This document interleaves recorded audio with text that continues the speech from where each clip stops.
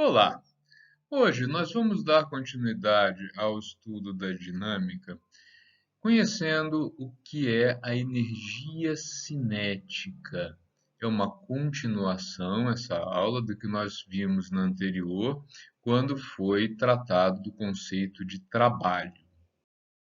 O conceito de trabalho foi abordado na aula anterior e ele é intimamente ligado ao de energia cinética. Por quê? Por exemplo, nesse caso da barragem, a barragem tem um acúmulo de água num nível elevado em relação à base. Essa diferença de altura dá, em relação à base, o que a gente vai ver posteriormente, que é uma energia potencial alta. Bom, quando a comporta é aberta, a água começa a descer, ganhando velocidade, perdendo altura, e essa velocidade ela é devida ao trabalho realizado pela força-peso nesse movimento de descida. O resultado deste trabalho realizado pela força-peso é um aumento da energia cinética, que é o que nós vamos ver na aula de hoje. Então, o trabalho realizado na descida da água, né, força realizada sobre a água pela distância que a água vai percorrer, essa força é uma componente aí da força-peso, é que determina o trabalho realizado sobre a água desde o instante inicial até o instante em que ela chega aqui na turbina. Esse trabalho ele vai ter como resultado um aumento da energia cinética, da energia de movimento da água. Então, hoje nós vamos ver como que o trabalho realizado gera energia cinética ou como a energia cinética pode ser consumida para realizar trabalho, que é o oposto desse movimento. Quando um objeto é abandonado a partir do repouso de uma determinada altura, nós vimos que ele desce, ele vai ser deslocado aí até atingir a superfície da Terra, até atingir o solo, devido à ação da força-peso.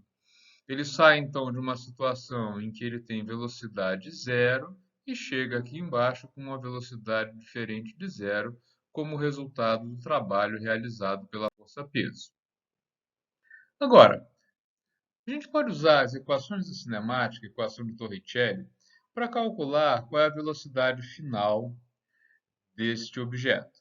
Se o objeto parte com uma velocidade inicial zero e chega a uma velocidade final que a gente quer calcular, partindo de uma altura h e chegando numa altura zero. Então, aqui a velocidade inicial é zero, a velocidade final vai ser diferente de zero, a altura final é zero e a altura inicial é o h. Tá? Então, quando eu substituo esses valores aqui, a gente chega no resultado que me diz que a velocidade final ao quadrado é igual a 2 vezes gravidade vezes altura. Estamos expressando força de atrito. O trabalho realizado do instante inicial ao final desse movimento é o produto da força, peso, distância, cosseno do ângulo entre a força, peso e o deslocamento. Nesse caso, é zero, porque eles são paralelos. Força, peso, massa vezes gravidade. Distância total percorrida, h. Cosseno de zero é igual a 1. Se nós compararmos a equação 1 com a equação 2, nós vamos ver que o trabalho realizado ao longo desse percurso é igual a metade do produto da massa pela velocidade final ao quadrado. Porque, olha, mgh, e a gente sabe que gh é igual a 1 meio da velocidade final ao quadrado. Basta a gente explorar isso aqui, ó, E dá para ver que 1/2 da velocidade final ao quadrado é igual a g vezes h, que é o termo que aparece aqui. Por isso, a gente pode dizer que o trabalho é igual a 1/2 de mv final ao quadrado sobre 2. 1/2 de mv final ao quadrado. A velocidade inicial é zero, portanto, um termo semelhante a esse seria zero.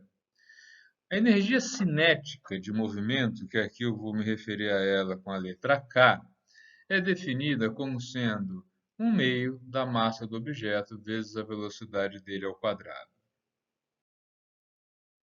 Vamos ver como é que fica essa definição de energia cinética aplicada aí no movimento oposto, quando o objeto é lançado verticalmente para cima. Tá? Nesse caso, o objeto sobe, deslocamento para cima, enquanto a força-peso atua para baixo. Ao contrário, a velocidade inicial é diferente de zero e a velocidade final é igual a zero, porque o objeto para de subir, né, quando atinge a velocidade zero e, portanto, sua altura máxima. Observem que continuamos ainda desprezando as forças de atrito. O que acontece nesse movimento? Usando de novo a equação de Torricelli, só que agora y0 é igual a zero e o y final, que é igual à altura máxima, a gente chega no resultado que me diz que a velocidade inicial de lançamento é 2 vezes a gravidade vezes a altura máxima. Por outro lado, o trabalho realizado pela força-peso nesse movimento de subida é o produto da força pela distância, deslocamento, cosseno de 180 graus, já que existe uma defasagem de 180 graus entre o deslocamento, que aponta para cima, e a força-peso, que aponta para baixo.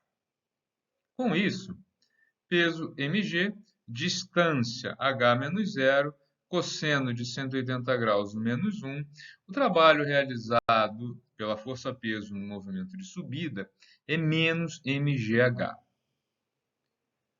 A energia cinética inicial desse movimento é 1/2 da massa vezes a velocidade inicial ao quadrado.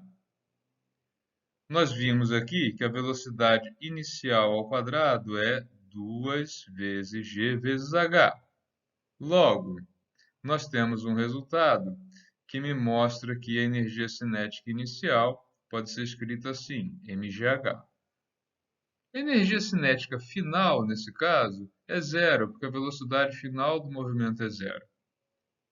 Então, nós vemos que o trabalho realizado do ponto inicial ao final é igual à variação da energia cinética do movimento. Em resumo, o que nós podemos dizer? No movimento de descida, o objeto é abandonado a partir do repouso e a energia cinética dele aumentou ao longo da descida devido ao trabalho realizado pela força-peso. Na subida, a energia cinética do objeto diminuiu na medida em que ele foi aumentando de altura, devido ao trabalho realizado também pela força gravitacional, só que agora contrário ao movimento de subida. No primeiro caso, nós tivemos um trabalho positivo e um aumento da energia cinética. No segundo caso, nós tivemos um trabalho negativo e uma redução da energia cinética. Vamos fazer alguns exemplos?